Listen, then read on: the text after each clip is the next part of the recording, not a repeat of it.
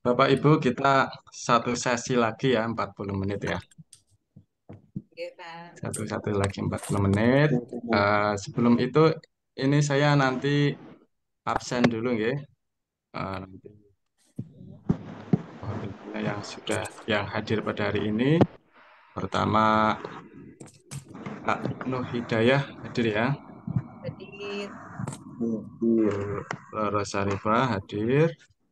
Pak Muhammad Zamhari Hadir juga Pak tadi, Pak. hadir ya. Bu Siti Badingah tidak hadir ya. Izin. Izin Pak, ke Bandung katanya. Oh, Bandung, oke. Baik.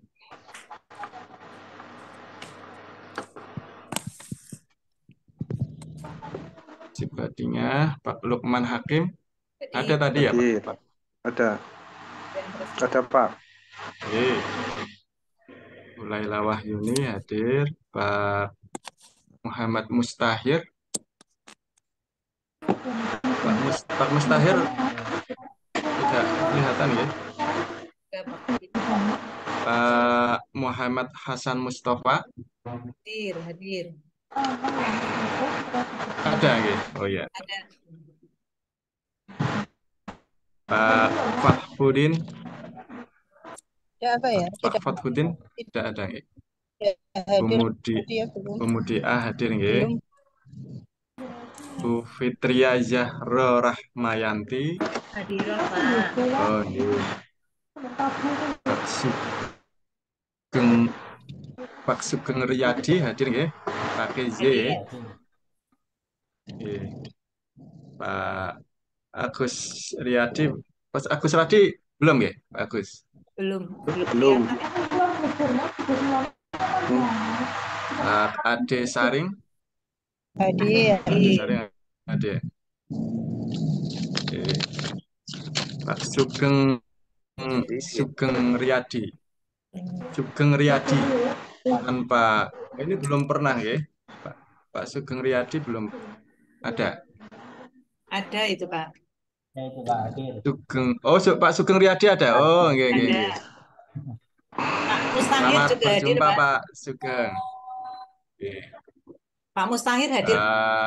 Pak Mustahir. Pak Mustahir. Oh, Pak Hadir. Mustahir ada nggih? Ada. Pak Muhammad Mustahir ada. Ada. Ada. Oke. Pak Sugeng Riyadi ada. Kemudian Pak Taufikur Rahman Ada tadi Pak sempat ada. Sempat. Kasih masuk ya Pak. ada. Kemudian Putun Habibah, Putun Habibah ada tidak ini? Belum. Belum kelihatan, Pak. Belum. Belum kelihatan. Belum ya? Bu Ratnati hadir ya? Kenapa ya? Bu Ratnati hadir. Pak Belum. Badrun, Pak Badrun hadir ya? Hadir, Pak. Oke, Pak Hadir. Badrun hadir. Beliau Maya.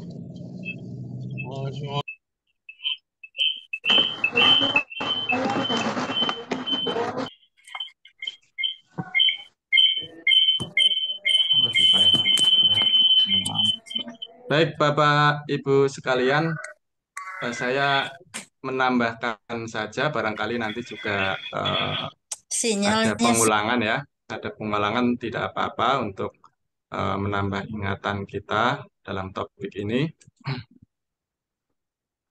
Saya tidak bisa belum bisa share screen ya Bu ya, berarti ya. Bisa Pak. Bentar. Bisa Nah, nggih? Oh nggih. nah, sudah Pak. Sudah bisa. Oh nggih.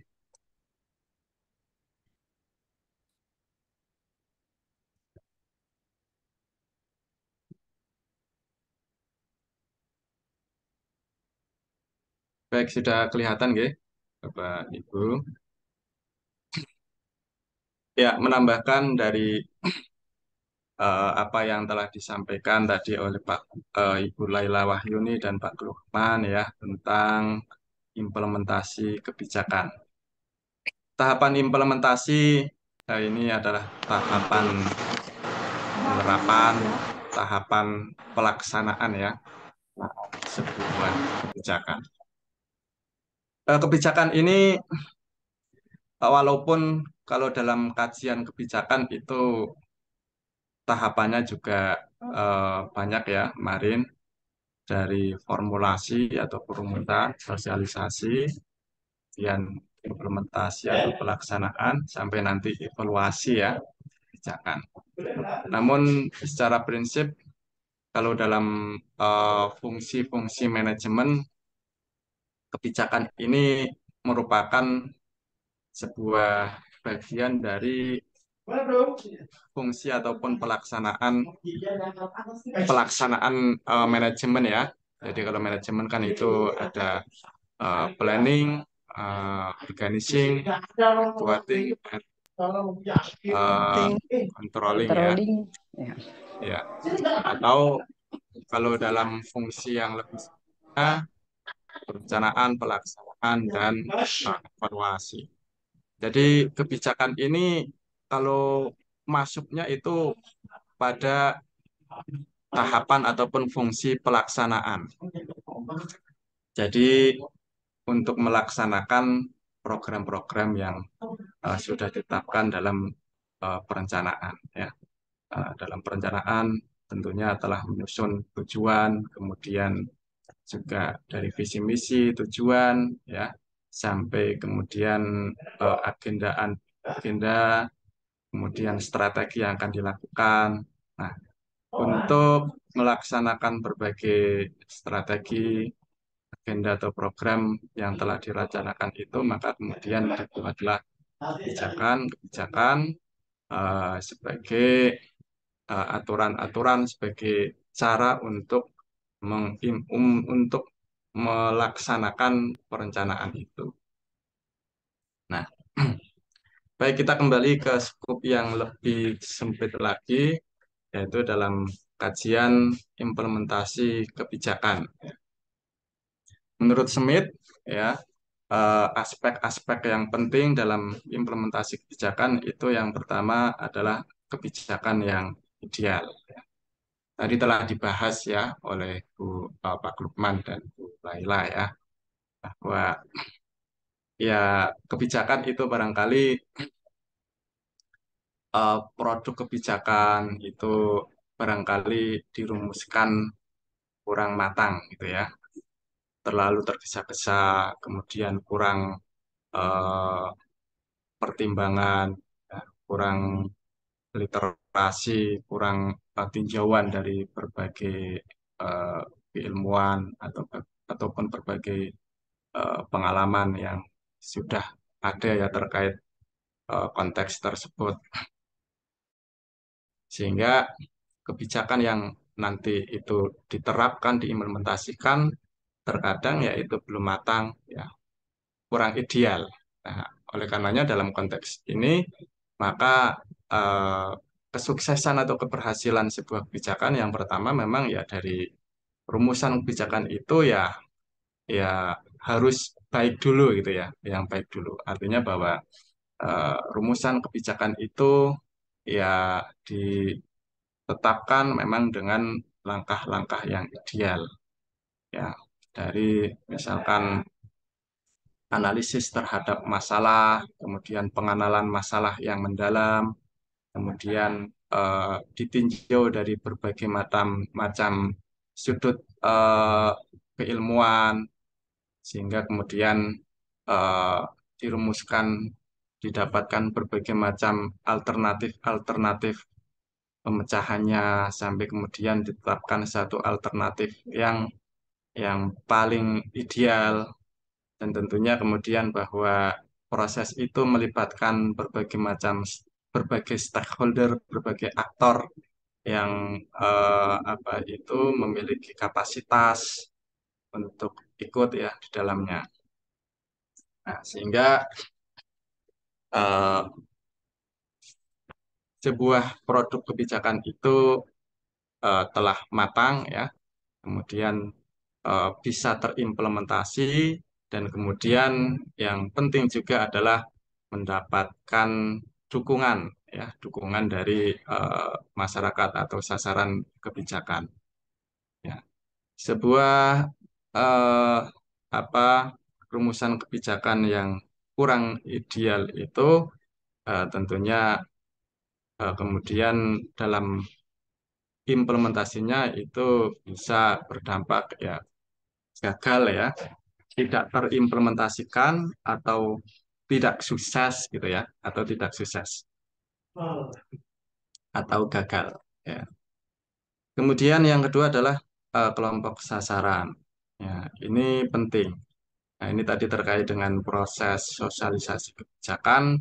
Ini maka kemudian bagaimana untuk menyambungkan antara apa itu pemangku kebijakan dengan kelompok sasaran itu sangat penting ya dihubungkan melalui proses sosialisasi yang dilakukan dari pra sebuah kebijakan itu diputuskan sampai kepada nanti eh, telah dilaksanakan sampai tahapan evaluasi. Jadi kelompok sasaran maka bahwa eh, kepentingan kepentingan yang bisa didapatkan oleh semua kelompok sasaran, oleh semua stakeholder ya kalau dalam konteks pendidikan, misalkan kalau dalam konteks pendidikan agama ya bahwa kebijakan dari Pendis, Pendis ya dari Direktorat eh, Pendidikan Keagamaan ini juga bisa memberikan mengakomodasi semua kepentingan pendidikan keagamaan ya, baik keagamaan Islam, kemudian agama Kristen dan lain sebagainya.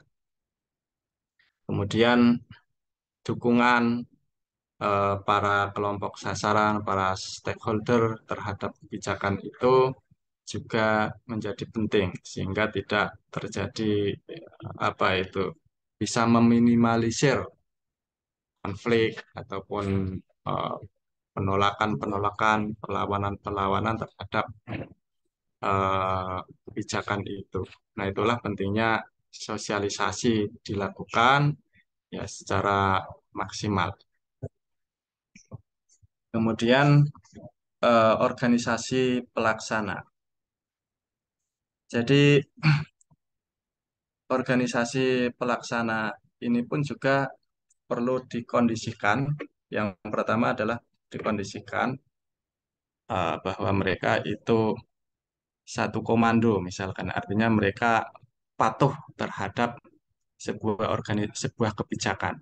Ya, karena kalau tidak dikondisikan, ya, tidak di eh, apa itu komunikasikan dengan baik, tentunya walaupun organisasi pelaksana ini sebenarnya memiliki kewajiban ya dalam eh, tugasnya ya, tugasnya. Namun terkadang terjadi masalah dalam hal komunikasi di organisasi yang menyebabkan ya organisasi pelaksana pun implementer implementer ya itu bahkan mereka setengah hati gitu ya, setengah hati tidak tidak sepenuh hati dalam melaksanakan tugasnya. Jadi bahwa integritas kemudian eh, kemauan ya dari organisasi pelaksana ini penting. Jangan sampai kemudian eh, dampaknya tadi mungkin disampaikan oleh Bu Laila, jadi sama-sama bingung ya, pelaksananya itu bingung, apalagi sasarannya gitu ya. Nah, barangkali kita juga terkadang melihat seperti itu. Nah, selain itu kemudian memang bagaimana eh, kalau dalam konteks manajemen itu bagaimana eh, tahap organizing ini menjadi penting gitu ya. Artinya bahwa pastikan bahwa dalam pelaksana ini memiliki kapasitas yang dibutuhkan dalam pelaksanaan itu. Jadi para eh, pelaksananya itu memiliki kapasitas untuk melaksanakan itu. Kemudian juga bagaimana sistem eh, sistem birokrasi dalam organisasi pelaksana ini juga perlu diatur ya. Artinya untuk memastikan bahwa sebuah organisasi pelaksana ini eh, struktur organisasinya itu bisa dengan cepat mengatasi berbagai macam persoalan ya yang muncul ya dalam tahap pelaksanaan. Jangan kemudian eh, apa itu struktur organisasi itu dibuat menjadi jauh ketika muncul masalah sampai kepada eh, pemecahan masalahnya. Kemudian yang keempat itu aspek yang penting juga adalah faktor lingkungan ya. Faktor lingkungan ini penting ya. Faktor lingkungan ini kemarin kita bahas ya dari faktor politik ya, faktor kemudian daya, faktor teknologi, faktor ekonomi ya. Itu juga mempengaruhi terhadap apa itu implementasi sebuah kebijakan. Ya, misalkan ya kebijakan tentang apa namanya eh, beasiswa-beasiswa ya barangkali ini dulu ketika itu telah ditetapkan dulu kan itu sebelum COVID itu ada berbagai beasiswa salah satunya untuk guru ya untuk pendidik ini kan juga di Direktorat Pendis kan ada beasiswa S2 gitu ya. Nah, kemudian jika ada eh, prioritas dalam aspek ekonomi itu maka untuk keperluan pandemi COVID, maka kemudian barangkali kebijakan-kebijakan yang sudah ditetapkan atau kan sudah berjalan ya, baik itu di awal ataupun di pertengahan itu apa ya, mandek gitu ya, ya break misalkan.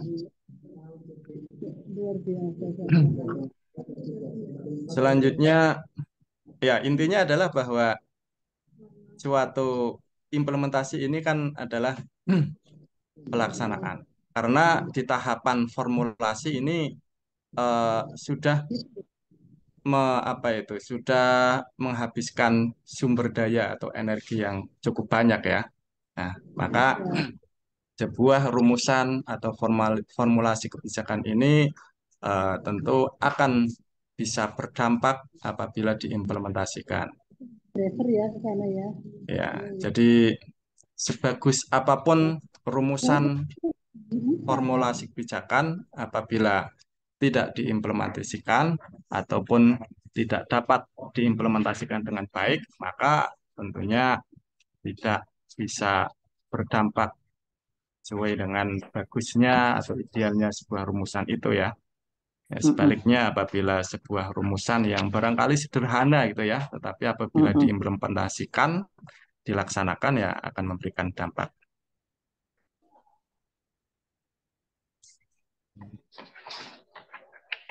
Ya, kalau eh, berbicara tentang faktor yang mempengaruhi implementasi kebijakan banyak ya. Tadi sebenarnya juga sudah terkait dengan faktor-faktor yang mempengaruhi. Ya, faktor yang mempengaruhi sebuah kebijakan itu dapat diimplementasikan ya, dapat diterapkan secara garis besar ada dua yaitu is ya, monggo Pak. Isi kebijakan dan konteks implementasi. Yang pertama, isi kebijakan itu dari kepentingan yang terpengaruh. Jadi kebijakan itu eh, bisa apa itu memberikan pengaruh terhadap semua stakeholder tidak. Jadi pastikan bahwa sebuah kebijakan itu ya memang kelompok sasaran itu yang terdiri dari berbagai stakeholder, dari berbagai kelompok itu bisa apa di apa mendapatkan manfaatnya gitu ya. Kemudian manfaat yang dihasilkan, kemudian derajat perubahan yang diinginkan ya. Artinya bahwa semakin semakin tinggi perubahan yang diinginkan, tentunya semakin sulit sebuah kebijakan itu di ini ya diimplementasikan, diterapkan karena perubahannya itu terlalu tinggi. Kedudukan pembuat kebijakan, pelaksana program ya tadi disinggung ya terkait dengan kemampuan atau kapasitas dari pelaksana ya, dan sumber daya ya, sumber daya. Ya, jadi eh, sumber daya atau komitmen dari sumber daya ya yang dibutuhkan dari sebuah kebijakan seperti tadi ya. Memang sekarang kan era digital ya, jadi memang kita kita revolusi teknologi memang. Revolusi teknologi yang tadinya konvensional itu menjadi digital. Oleh karenanya itu memang eh, dituntut itu stakeholder terutama ya praktisi pendidikan ya di tingkat satuan pendidikan itu ya harus bisa beradaptasi dengan eh, peradaban digital ini ya. Jadi alatnya itu sekarang sudah tidak kertas dan apa dan ballpoint lagi sekarang ya. Jadi sekarang kan ini kan toko Agung Mas ya.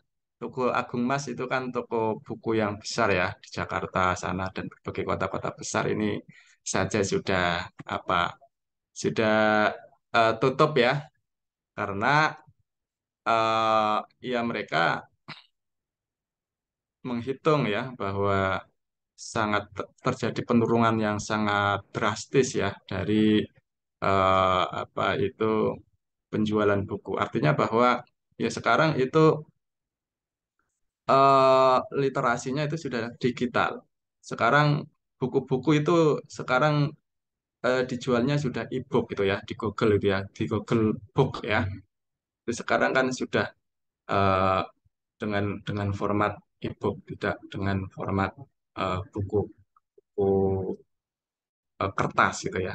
Jadi sekarang memang kemudian Bapak Ibu guru itu menulis laporannya, kinerjanya, ya, itu juga melalui sistem informasi. Ya, kalau dulu itu melalui portofolio, melalui laporan-laporan, ya, jilid. Ya, sekarang itu melalui apa sistem informasi. Jadi alatnya itu juga handphone ya, dan juga gadget-gadget ya yang bisa terhubung dengan apa sistem informasi digital itu.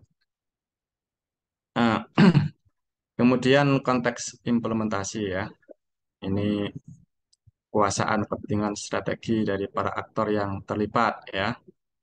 Jadi siapa yang berkuasa, siapa yang berkepentingan, dan bagaimana eh, para kelompok kepentingan itu memiliki strategi ya, kekuatan strategi dan aktor yang terlibat di dalamnya.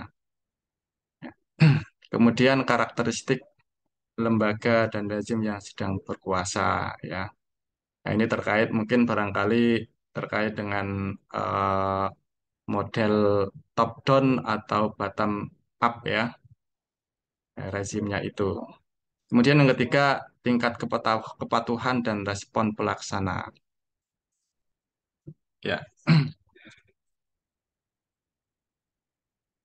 baik. Selanjutnya, ya ini lanjut saja.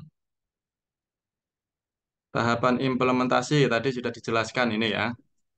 Jadi tahapan interpretasi, pemaknaan terhadap eh, sebuah kebijakan, pemahaman terhadap kebijakan, kemudian tahap organisasi, ya, yaitu tahapan bagaimana penetapan buku pedoman kalau dalam konteks eh, apa kebijakan moderasi beragama gitu ya, maka setelah Itu kan nunggu. ada pemahaman ya.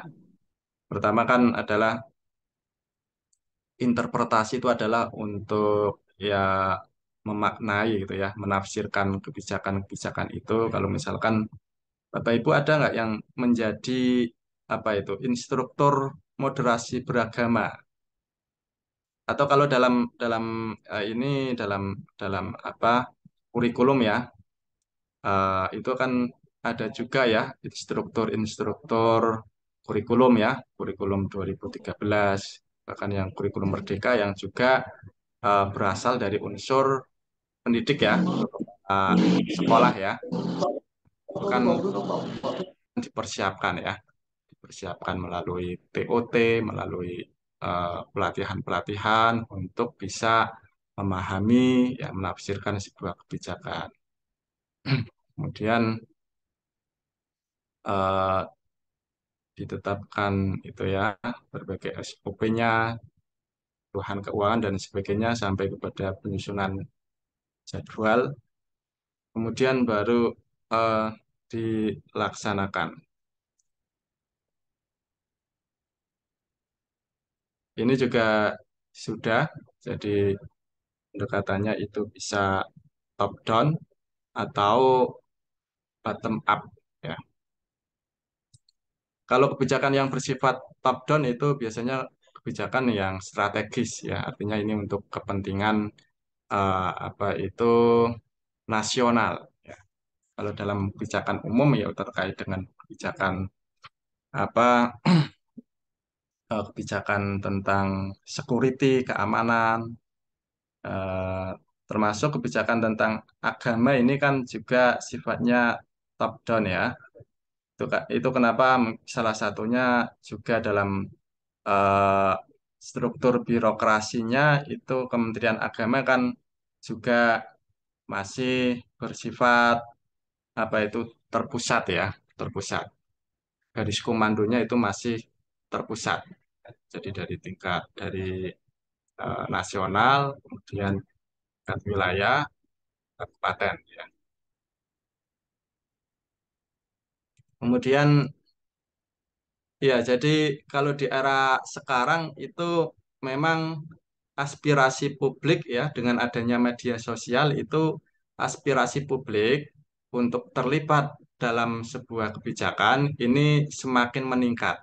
Nah, ini yang kemudian ini ya tentunya merupakan akibat dari era revolusi industri 4.0 ya atau dampak dari revolusi teknologi informasi digital, di mana informasi itu dengan eh, sangat terbuka luas, sehingga kemudian ya budaya baca masyarakat itu juga semakin meningkat, ya wawasan masyarakat semakin meningkat, kemudian ruang-ruang interaksi ya itu juga sangat bebas, sangat terbuka di media sosial, sehingga kemudian ya partisipasi aspirasi masyarakat itu sangat kuat sekarang ya.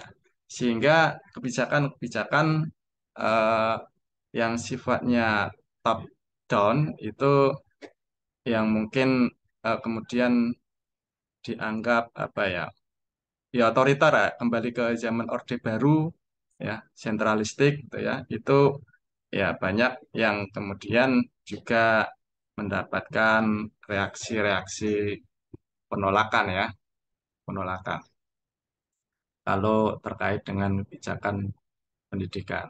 Nah, maka kemudian tugas dari implementer itu kan sebenarnya kan adalah tadi ya terkait dengan sosialisasi, sosialisasi ya. Bagaimana agar kebijakan itu ya diterima dengan kesadaran ya.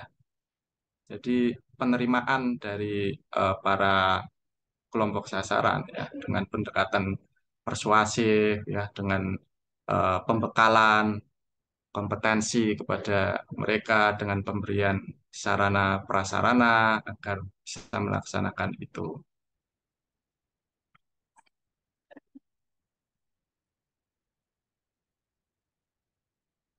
model implementasi kebijakan itu bisa ada tiga, model linear, model interaktif, model kesesuaian implementasi kebijakan. Ya, ini kurang ini eh, kalau yang model linear itu adalah keberhasilan pelaksanaan kebijakan sangat tergantung pada kemampuan unit pelaksananya.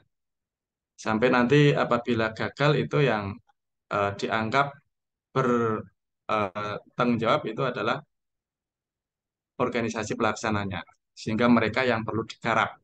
Ya. Sedangkan interaktif itu berbeda, menganggap bahwa implementasi kebijakan ini sebagai proses dinamis karena setiap pihak terlibat dalam implementasi kebijakan. Dalam implementasi kebijakan bisa mengusulkan perubahan dalam berbagai tahapan pelaksanaan. Ini melibatkan berbagai unsur masyarakat. Kemudian yang ketiga, model kesesuaian implementasi kebijakan. Ini menekankan kesesuaian antara tiga elemen. Ini eh, seperti ini, contohnya ini model linear dalam implementasi kebijakan. Kita kembali lagi ke pembahasan bagaimana proses sebuah kebijakan itu terjadi ya, dalam sebuah siklus ya. Yang pertama, kebijakan itu muncul dari isu ya, ya isu-isu kontroversi ya, pro kontra, kemudian perdebatan terhadap sebuah topik yang muncul di masyarakat ya. Ini adalah isu kebijakan. Nah, isu kebijakan ini kemudian tentunya akan akan eh, masuk ya dalam para pemangku kebijakan ya, eksekutif maupun legislatif ya. Nah, tinggal isu-isu tersebut akan diterima, akan ditindaklanjuti atau tidak. Isu yang dianggap penting, eh, kemudian yang menarik perhatian, yang masuk dalam skala prioritas, ya, yang bisa menarik perhatian para pemangku kebijakan, ini maka akan masuk dalam agenda kebijakan. Ya. Nah, kemudian dalam agenda kebijakan, maka kemudian dirumuskanlah sebuah kebijakan sampai ditetapkan kebijakan tersebut ya dalam sebuah keputusan kebijakan dalam peraturan, undang-undang dan sebagainya kalau dalam konteks kebijakan makro ya nasional ya. Nah, kemudian eh, setelah itu dilaksanakan, diimplementasikan. Ya. Maka sebuah kebijakan itu bisa sukses dilaksanakan, bisa tidak sukses. Gagal. Maka perspektif linier yang melihat bahwa kebijakan tersebut itu maka tindak lanjutnya adalah memperkuat organisasi pelaksananya, ya, bukan yang lainnya. Nah, kelemahannya model ya, linear ini tentunya adalah bahwa model ini kurang eh, menganggap keberadaan stakeholder dalam pendidikan ya, termasuk bahwa suksesan sebuah kebijakan ini kan juga sangat ditentukan oleh masyarakat ya, interest group ya, masyarakat masyarakat yang memiliki kepentingan ya. Nah, kalau model interaktif ini seperti ini. Jadi masyarakat itu memiliki peluang untuk ikut berproses dalam kebijakan ya dari tahapan yang awal sampai nanti eh, di tahapan implementasi. Suatu kebijakan itu mulai dari isu, ya, isu yang mendapat perhatian dari para pemangku kebijakan, maka akan masuk dalam agenda kebijakan, kemudian eh, diputuskanlah sebuah kebijakan sebagai program untuk mengatasi sebuah permasalahan itu ya. Ya, maka kemudian eh, kebijakan itu akan dilaksanakan, akan disampaikan, ya. Nah, akan dilaksanakan itu maka akan melihat ya sebenarnya kebijakan itu bisa diimplementasikan atau artinya bisa sukses diimplementasikan, bisa juga gagal. Nah, itu karena disebabkan bisa karena eh, penolakan ya, resistensi dari masyarakat, dari kelompok sasaran, atau juga karena apa? Karena adanya resistensi barangkali ya, resistensi, ada penolakan ya, apa itu sikap setengah hati dari organisasi pelaksana ya, organisasi pelaksana. Nah, maka apabila ditolak, ini maka dalam dalam model interaktif ini maka sebuah kebijakan yang barangkali sudah ditetapkan, ini bisa kemudian kembali lagi ke agenda kebijakan. Artinya dirumuskan ulang agenda dan rumusan kebijakannya. Ya, baik itu karena ditolak oleh publik ataupun karena penolakan dari organisasi pelaksana. Jadi sangat fleksibel ya, sangat terbuka. Nah, apabila diterima oleh publik ataupun oleh organisasi pelaksana, maka kemudian dilaksanakan. Tahap selanjutnya adalah memberikan pertanggungjawaban dari sebuah kebijakan tersebut dalam evaluasi nanti ya, dan kemudian nanti akan siklusnya akan masuk lagi menjadi agenda kebijakan yang baru lagi. Tentunya ini juga memiliki tantangan tersendiri ya. Tadi disampaikan oleh Bu Bu Laila atau Bu Mudia ya bahwa memang ada ya kita kan sistemnya demokrasi ya dan kita paham betul ya bahwa dalam sistem demokrasi ini kemudian juga bisa mempolarisasi kelompok masyarakat dalam dalam pendukung dan oposan ya. Maka kadang ada juga oposan yang selalu berupaya untuk menolak ya, untuk tidak mengikuti berbagai kebijakan. Itu adalah tantangannya. Ya. Namun tentunya bagaimanapun saya rasa di era demokrasi itu model interaktif ini sangat penting dilakukan. Ya. Yang ketiga itu model kesesuaian implementasi. Ini intinya adalah kesesuaian antara program dengan kompetensi organisasi pelaksana, ya, kemampuan, kemauan dari organisasi pelaksana, dan sesuai dengan tuntutan atau aspirasi dengan aspirasi dari masyarakat. Nah, yang paling ideal kan seperti itu ya, program kebijakan yang memang itu sesuai dengan kebutuhan kelompok ya sasaran, kemudian itu juga sesuai dengan minat, kemauan dan juga